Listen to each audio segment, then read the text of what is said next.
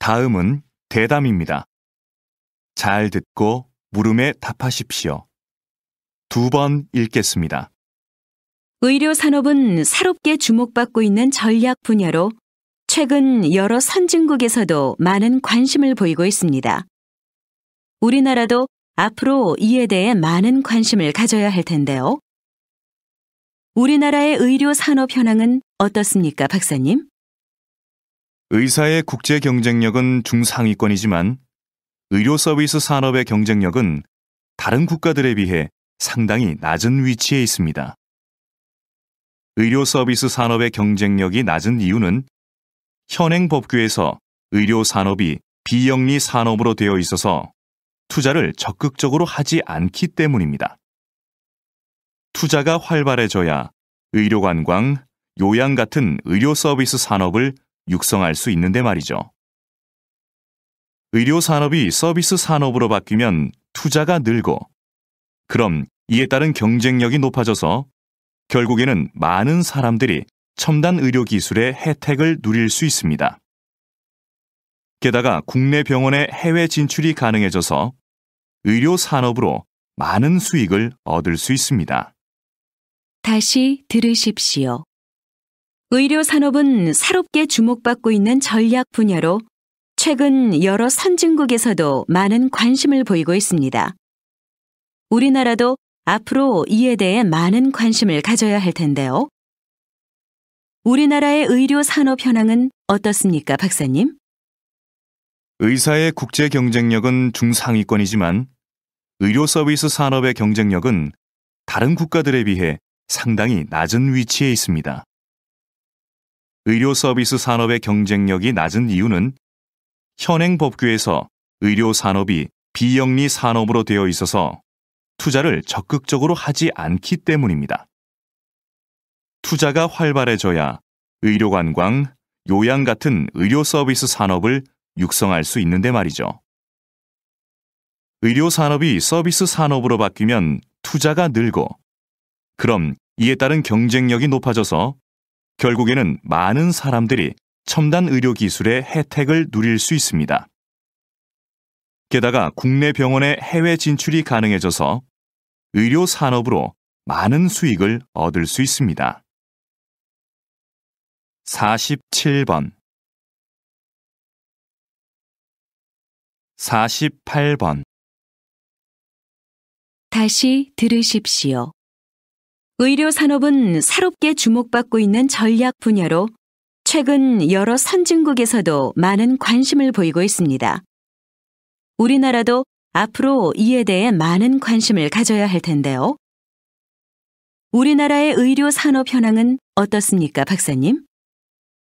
의사의 국제 경쟁력은 중상위권이지만 의료 서비스 산업의 경쟁력은 다른 국가들에 비해 상당히 낮은 위치에 있습니다.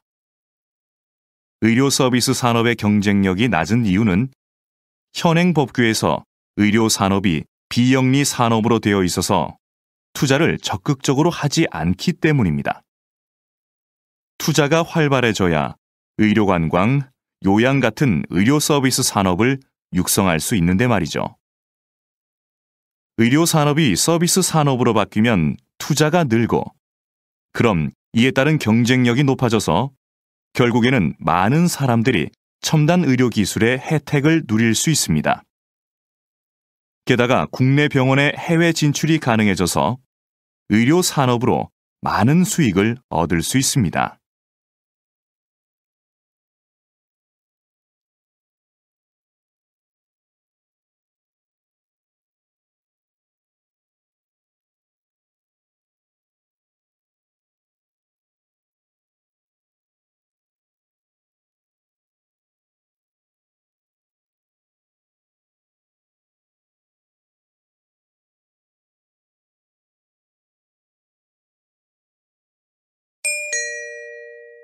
다음은 대담입니다. 잘 듣고 물음에 답하십시오. 2번 읽겠습니다. 고서적하면 흔히 오래되고 뭔가 내용도 어려울 것 같은 옛 문헌들을 떠올리는데요. 박사님은 고서적 중에서도 일상적인 내용의 책들을 주로 연구해 오셨습니다. 왜 그런 책에 관심을 가지시는지, 또 그것을 연구하는 일이 현대에 어떤 의미가 있는지 궁금합니다. 제가 연구하는 고서들은 당시 일반 대중들이 많이 봤던 책입니다. 값싸게 만들어졌기 때문에 현재는 낡아서 볼품없고 버려지는 책들이지요. 하지만 많은 사람들이 읽었다는 점에서 중요도는 어느 것에도 뒤지지 않습니다. 분야도 다양해서 연애 소설이나 상업용 문서, 편지 작성법을 모아놓은 실용서 같은 것들이 있습니다. 이런 자료들을 통해서 옛사람들의 삶을 구체적이고 사실적으로 복원할 수 있는데요. 이것은 고서 연구뿐만 아니라 역사 연구라는 큰 틀에 있어서도 아주 기묘한 부분이라고 생각합니다. 다시 들으십시오. 고서적 하면 흔히 오래되고 뭔가 내용도 어려울 것 같은 옛 문헌들을 떠올리는데요. 박사님은 고서적 중에서도 일상적인 내용의 책들을 주로 연구해 오셨습니다. 왜 그런 책에 관심을 가지시는지, 또 그것을 연구하는 일이 현대에 어떤 의미가 있는지 궁금합니다. 제가 연구하는 고서들은 당시 일반 대중들이 많이 봤던 책입니다. 값싸게 만들어졌기 때문에 현재는 낡아서 볼품없고 버려지는 책들이지요. 하지만 많은 사람들이 읽었다는 점에서 중요도는 어느 것에도 뒤지지 않습니다. 분야도 다양해서 연애 소설이나 상업용 문서, 편지 작성법을 모아놓은 실용서 같은 것들이 있습니다. 이런 자료들을 통해서 옛사람들의 삶을 구체적이고 사실적으로 복원할 수 있는데요. 이것은 고서 연구뿐만 아니라 역사 연구라는 큰 틀에 있어서도 아주 기묘한 부분이라고 생각합니다. 47번 48번 다시 들으십시오. 고서적 하면 흔히 오래되고 뭔가 내용도 어려울 것 같은 옛 문헌들을 떠올리는데요. 박사님은 고서적 중에서도 일상적인 내용의 책들을 주로 연구해 오셨습니다. 왜 그런 책에 관심을 가지시는지, 또 그것을 연구하는 일이 현대에 어떤 의미가 있는지 궁금합니다. 제가 연구하는 고서들은 당시 일반 대중들이 많이 봤던 책입니다. 값싸게 만들어졌기 때문에 현재는 낡아서 볼품없고 버려지는 책들이지요. 하지만 많은 사람들이 읽었다는 점에서 중요도는 어느 것에도 뒤지지 않습니다. 분야도 다양해서 연애 소설이나 상업용 문서, 편지 작성법을 모아놓은 실용서 같은 것들이 있습니다. 이런 자료들을 통해서 옛사람들의 삶을 구체적이고 사실적으로 복원할 수 있는데요. 이것은 고서 연구뿐만 아니라 역사 연구라는 큰 틀에 있어서도 아주 기묘한 부분이라고 생각합니다.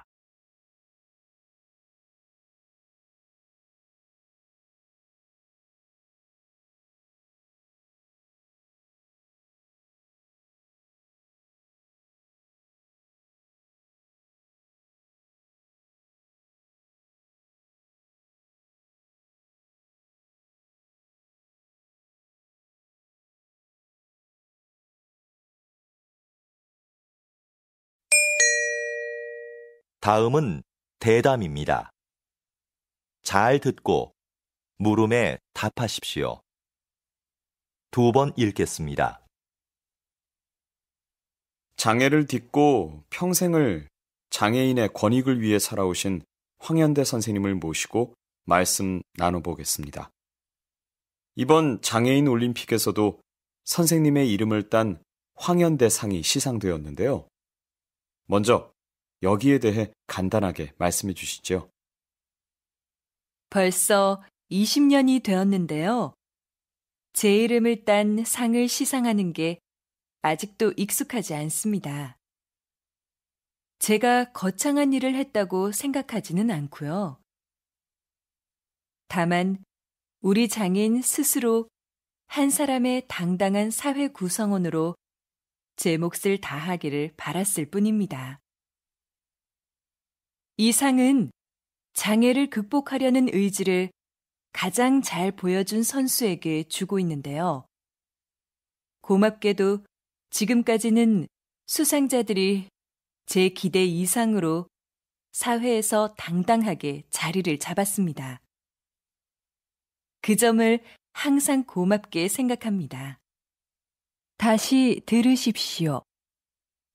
장애를 딛고 평생을 장애인의 권익을 위해 살아오신 황현대 선생님을 모시고 말씀 나눠보겠습니다.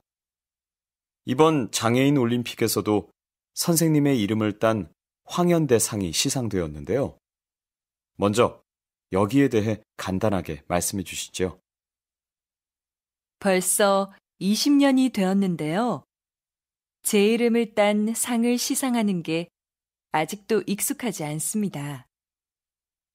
제가 거창한 일을 했다고 생각하지는 않고요. 다만 우리 장인 스스로 한 사람의 당당한 사회 구성원으로 제 몫을 다하기를 바랐을 뿐입니다. 이 상은 장애를 극복하려는 의지를 가장 잘 보여준 선수에게 주고 있는데요. 고맙게도 지금까지는 수상자들이 제 기대 이상으로 사회에서 당당하게 자리를 잡았습니다. 그 점을 항상 고맙게 생각합니다. 47번 48번 다시 들으십시오. 장애를 딛고 평생을 장애인의 권익을 위해 살아오신 황현대 선생님을 모시고 말씀 나눠보겠습니다. 이번 장애인 올림픽에서도 선생님의 이름을 딴 황현대 상이 시상되었는데요. 먼저 여기에 대해 간단하게 말씀해 주시죠. 벌써 20년이 되었는데요. 제 이름을 딴 상을 시상하는 게 아직도 익숙하지 않습니다. 제가 거창한 일을 했다고 생각하지는 않고요. 다만 우리 장인 스스로 한 사람의 당당한 사회 구성원으로 제 몫을 다하기를 바랐을 뿐입니다. 이 상은 장애를 극복하려는 의지를 가장 잘 보여준 선수에게 주고 있는데요. 고맙게도 지금까지는 수상자들이 제 기대 이상으로 사회에서 당당하게 자리를 잡았습니다. 그 점을 항상 고맙게 생각합니다.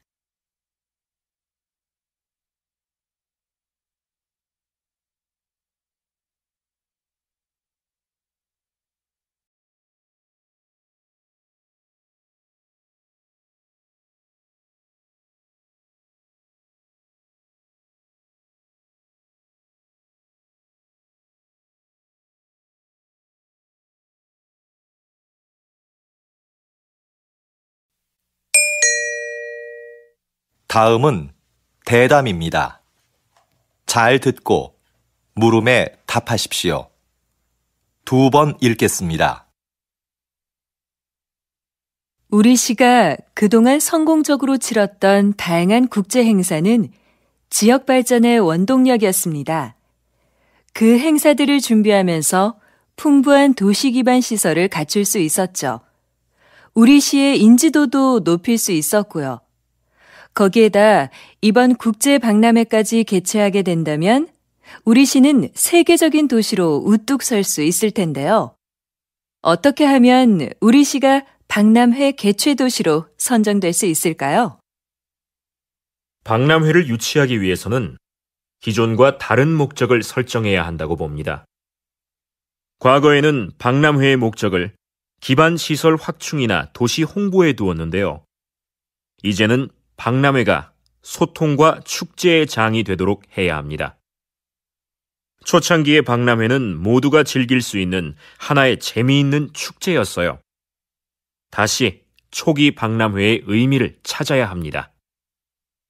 그러기 위해서는 먼저 모두가 공감하고 참여할 수 있는 방안을 모색해야겠지요. 다시 들으십시오. 우리 시가 그동안 성공적으로 치렀던 다양한 국제 행사는 지역 발전의 원동력이었습니다. 그 행사들을 준비하면서 풍부한 도시 기반 시설을 갖출 수 있었죠. 우리 시의 인지도도 높일 수 있었고요. 거기에다 이번 국제 박람회까지 개최하게 된다면 우리 시는 세계적인 도시로 우뚝 설 수 있을 텐데요. 어떻게 하면 우리 시가 박람회 개최 도시로 선정될 수 있을까요? 박람회를 유치하기 위해서는 기존과 다른 목적을 설정해야 한다고 봅니다. 과거에는 박람회의 목적을 기반 시설 확충이나 도시 홍보에 두었는데요. 이제는 박람회가 소통과 축제의 장이 되도록 해야 합니다. 초창기의 박람회는 모두가 즐길 수 있는 하나의 재미있는 축제였어요. 다시 초기 박람회의 의미를 찾아야 합니다. 그러기 위해서는 먼저 모두가 공감하고 참여할 수 있는 방안을 모색해야겠지요. 47번 48번 다시 들으십시오. 우리 시가 그동안 성공적으로 치렀던 다양한 국제 행사는 지역 발전의 원동력이었습니다. 그 행사들을 준비하면서 풍부한 도시 기반 시설을 갖출 수 있었죠. 우리 시의 인지도도 높일 수 있었고요. 거기에다 이번 국제 박람회까지 개최하게 된다면 우리 시는 세계적인 도시로 우뚝 설 수 있을 텐데요. 어떻게 하면 우리 시가 박람회 개최 도시로 선정될 수 있을까요? 박람회를 유치하기 위해서는 기존과 다른 목적을 설정해야 한다고 봅니다. 과거에는 박람회의 목적을 기반 시설 확충이나 도시 홍보에 두었는데요. 이제는 박람회가 소통과 축제의 장이 되도록 해야 합니다. 초창기의 박람회는 모두가 즐길 수 있는 하나의 재미있는 축제였어요. 다시 초기 박람회의 의미를 찾아야 합니다. 그러기 위해서는 먼저 모두가 공감하고 참여할 수 있는 방안을 모색해야겠지요.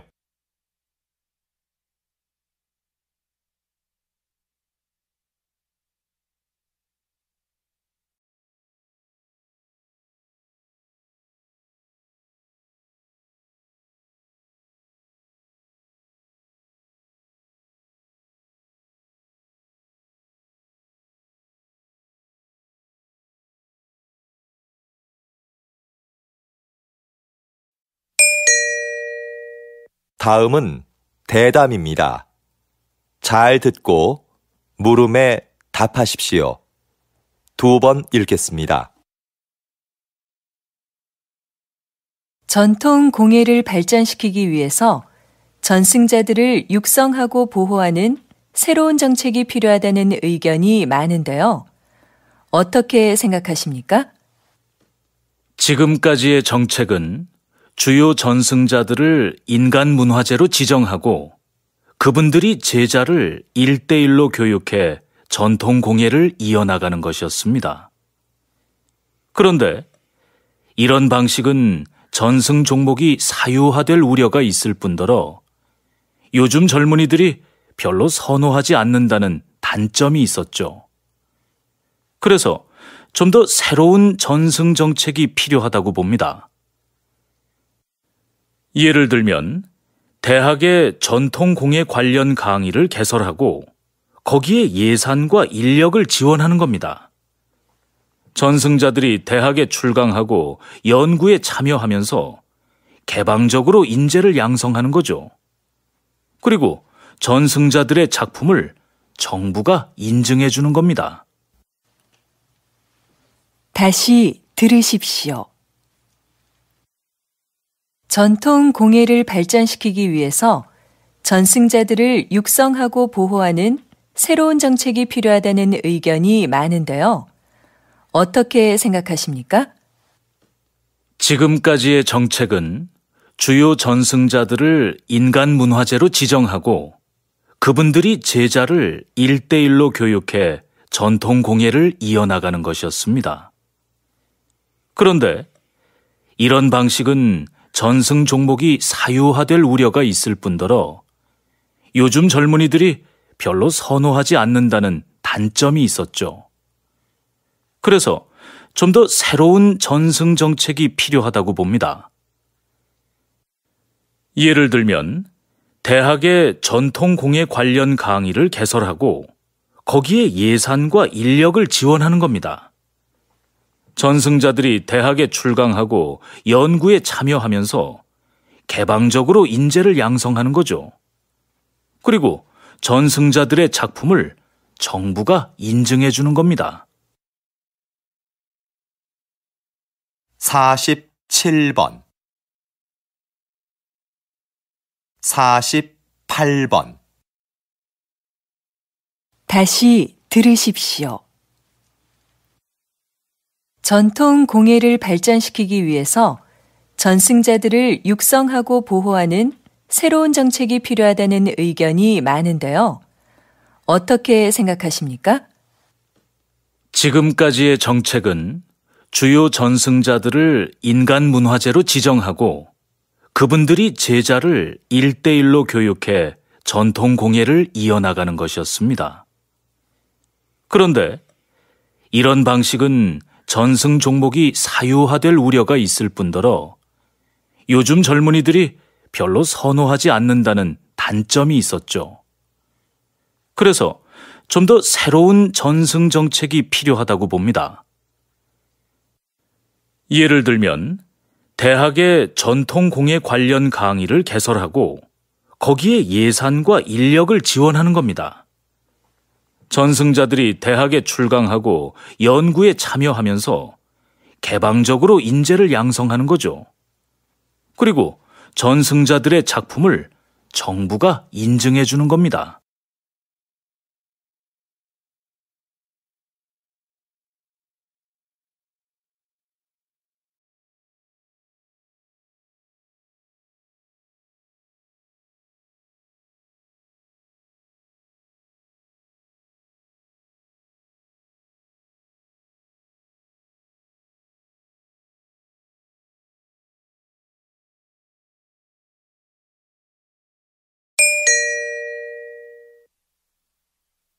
다음은 대담입니다. 잘 듣고 물음에 답하십시오. 2번 읽겠습니다. 요즘 양극화를 해소하고 국가 경제에 활력을 불어넣기 위한 방안으로 기본소득이 언급되고 있습니다. 국가가 조건 없이 모든 국민에게 매달 일정한 생활비를 준다는 건데요. 이게 효과가 있을까요? 노동 없이 돈을 주면 사람들의 노동 의욕이 감소할 거라는 우려가 있는데요. 하지만 오히려 노동 의욕을 촉진할 거라고 보는 입장도 있습니다. 최소한의 소득이 보장되면 생계에 대한 부담을 덜 수 있으니까 자기가 하고 싶은 일을 열심히 할 거라는 거죠. 그리고 소비가 촉진되면서 경제를 활성화시키는데 도움이 될 수도 있습니다.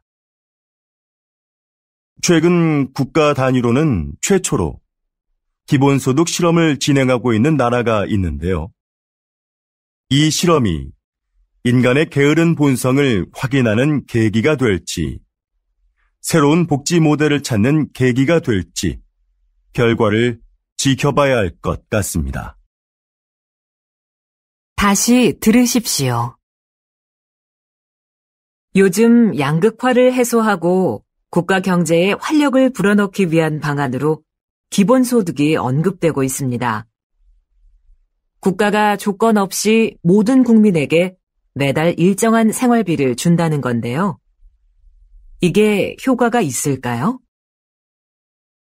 노동 없이 돈을 주면 사람들의 노동 의욕이 감소할 거라는 우려가 있는데요. 하지만 오히려 노동 의욕을 촉진할 거라고 보는 입장도 있습니다. 최소한의 소득이 보장되면 생계에 대한 부담을 덜 수 있으니까 자기가 하고 싶은 일을 열심히 할 거라는 거죠. 그리고 소비가 촉진되면서 경제를 활성화시키는데 도움이 될 수도 있습니다. 최근 국가 단위로는 최초로 기본소득 실험을 진행하고 있는 나라가 있는데요. 이 실험이 인간의 게으른 본성을 확인하는 계기가 될지, 새로운 복지 모델을 찾는 계기가 될지 결과를 지켜봐야 할 것 같습니다. 47번 48번 다시 들으십시오. 요즘 양극화를 해소하고 국가 경제에 활력을 불어넣기 위한 방안으로 기본소득이 언급되고 있습니다. 국가가 조건 없이 모든 국민에게 매달 일정한 생활비를 준다는 건데요. 이게 효과가 있을까요? 노동 없이 돈을 주면 사람들의 노동 의욕이 감소할 거라는 우려가 있는데요. 하지만 오히려 노동 의욕을 촉진할 거라고 보는 입장도 있습니다. 최소한의 소득이 보장되면 생계에 대한 부담을 덜 수 있으니까 자기가 하고 싶은 일을 열심히 할 거라는 거죠. 그리고 소비가 촉진되면서 경제를 활성화시키는데 도움이 될 수도 있습니다. 최근 국가 단위로는 최초로 기본소득 실험을 진행하고 있는 나라가 있는데요. 이 실험이 인간의 게으른 본성을 확인하는 계기가 될지, 새로운 복지 모델을 찾는 계기가 될지 결과를 지켜봐야 할 것 같습니다.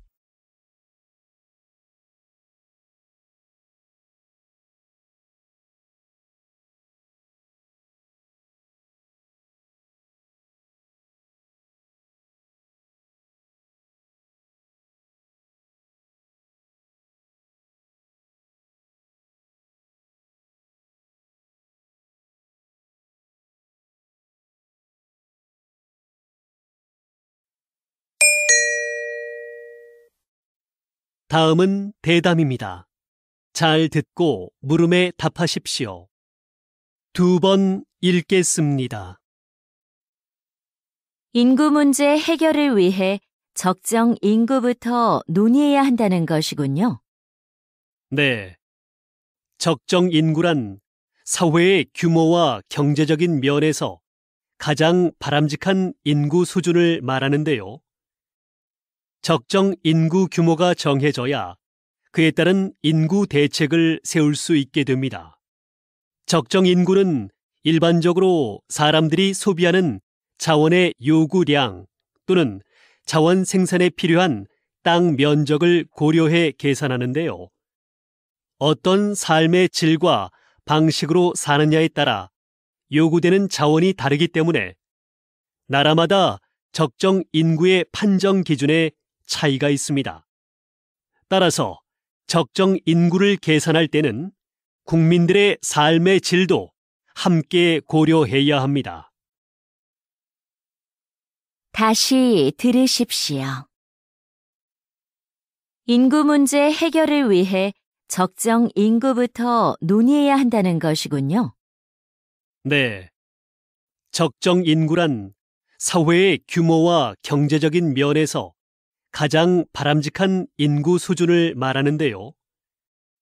적정 인구 규모가 정해져야 그에 따른 인구 대책을 세울 수 있게 됩니다. 적정 인구는 일반적으로 사람들이 소비하는 자원의 요구량 또는 자원 생산에 필요한 땅 면적을 고려해 계산하는데요. 어떤 삶의 질과 방식으로 사느냐에 따라 요구되는 자원이 다르기 때문에 나라마다 적정 인구의 판정 기준에 차이가 있습니다. 따라서 적정 인구를 계산할 때는 국민들의 삶의 질도 함께 고려해야 합니다. 47번 48번 다시 들으십시오. 인구 문제 해결을 위해 적정 인구부터 논의해야 한다는 것이군요. 네.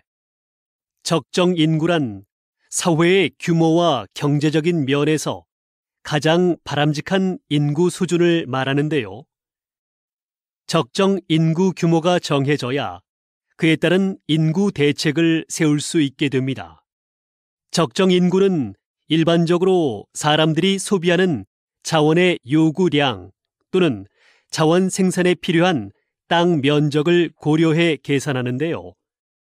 어떤 삶의 질과 방식으로 사느냐에 따라 요구되는 자원이 다르기 때문에 나라마다 적정 인구의 판정 기준에 차이가 있습니다.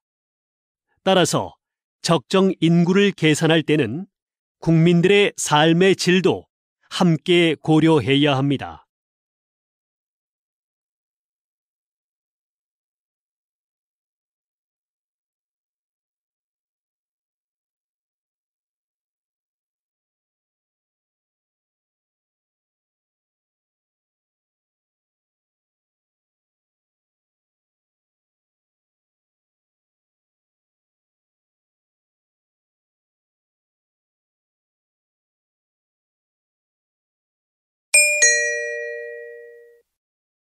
다음은 대담입니다.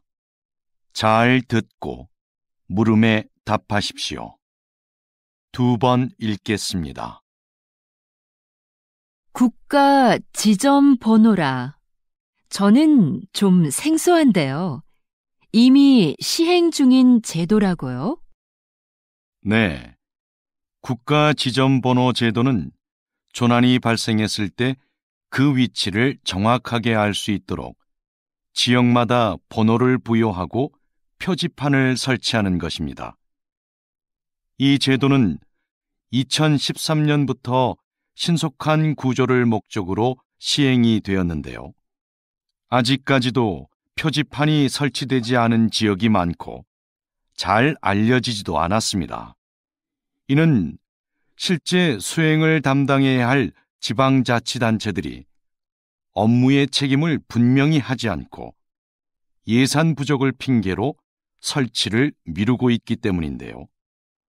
국민들의 안전과도 밀접한 관계가 있는 만큼 시행을 위한 각 지방자치단체들의 적극적인 노력이 있어야 하겠습니다. 다시 들으십시오. 국가 지점 번호라. 저는 좀 생소한데요. 이미 시행 중인 제도라고요? 네. 국가 지점번호 제도는 조난이 발생했을 때 그 위치를 정확하게 알 수 있도록 지역마다 번호를 부여하고 표지판을 설치하는 것입니다. 이 제도는 2013년부터 신속한 구조를 목적으로 시행이 되었는데요. 아직까지도 표지판이 설치되지 않은 지역이 많고 잘 알려지지도 않았습니다. 이는 실제 수행을 담당해야 할 지방자치단체들이 업무의 책임을 분명히 하지 않고 예산 부족을 핑계로 설치를 미루고 있기 때문인데요. 국민들의 안전과도 밀접한 관계가 있는 만큼 시행을 위한 각 지방자치단체들의 적극적인 노력이 있어야 하겠습니다. 47번 48번 다시 들으십시오. 국가 지점 번호라. 저는 좀 생소한데요. 이미 시행 중인 제도라고요? 네. 국가지점번호 제도는 조난이 발생했을 때 그 위치를 정확하게 알 수 있도록 지역마다 번호를 부여하고 표지판을 설치하는 것입니다. 이 제도는 2013년부터 신속한 구조를 목적으로 시행이 되었는데요. 아직까지도 표지판이 설치되지 않은 지역이 많고 잘 알려지지도 않았습니다. 이는 실제 수행을 담당해야 할 지방자치단체들이 업무의 책임을 분명히 하지 않고 예산 부족을 핑계로 설치를 미루고 있기 때문인데요. 국민들의 안전과도 밀접한 관계가 있는 만큼 시행을 위한 각 지방자치단체들의 적극적인 노력이 있어야 하겠습니다.